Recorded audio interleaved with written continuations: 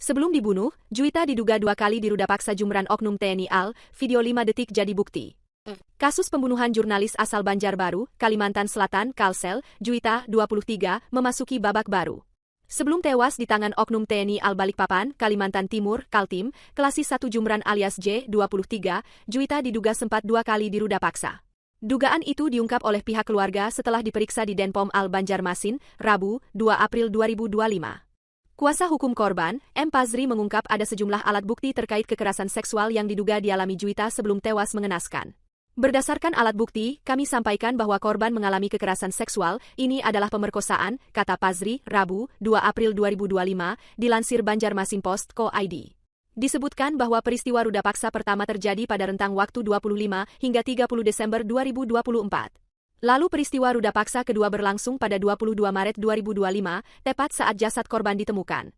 Diduga, J meminta korban memesan kamar karena kelelahan setelah kegiatan. Setelah itu, pelaku menyuruh korban menunggu. Setelah datang pada hari itu, pelaku membawa korban masuk ke dalam kamar dan mendorong ke tempat tidur. Pelaku sempat memiting korban sebelum meruda paksa di dalam kamar tersebut, beber Pazri. Semua kejadian itu sempat diceritakan korban kepada sang kakak ipar pada 26 Januari 2025. Selain itu, Pazri juga menunjukkan bukti video pendek dan foto. Dalam video berdurasi 5 detik tersebut, papar Pazri, terlihat J mengenakan celana pendek setelah melancarkan aksinya. Bukti di dalam video yang berdurasi sekitar 5 detik itu, korban merekam pelaku sedang mengenakan celana dan baju setelah melakukan aksinya, saat itu korban ketakutan sehingga rekaman video itu bergetar, jelas Pazri. Sperma di rahim Juwita.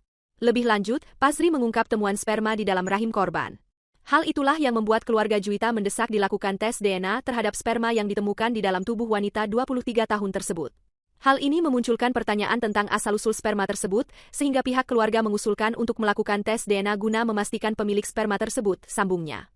Pazri menilai tes DNA perlu dilakukan untuk memastikan siapa yang bertanggung jawab atas peristiwa ini. Kendati demikian, Pazri menyebut hingga saat ini fasilitas forensik di Kalsel tidak memadai untuk dilakukan tes DNA. Oleh karena itu, ia berharap tes DNA dapat dilakukan di luar daerah seperti Surabaya atau Jakarta. Hasil otopsi yang dipaparkan kakak ipar korban kasus ini adalah pembunuhan. Otopsi itu kan intinya adalah untuk kepentingan penyidikan. Ternyata pada saat berhadapan dengan dokter forensik itu kakak ipar korbannya sempat merekam pembicaraan dari dokter forensik yang menjelaskan yang pada intinya kesimpulan dari dokter adalah pembunuhan, tutur Pazri.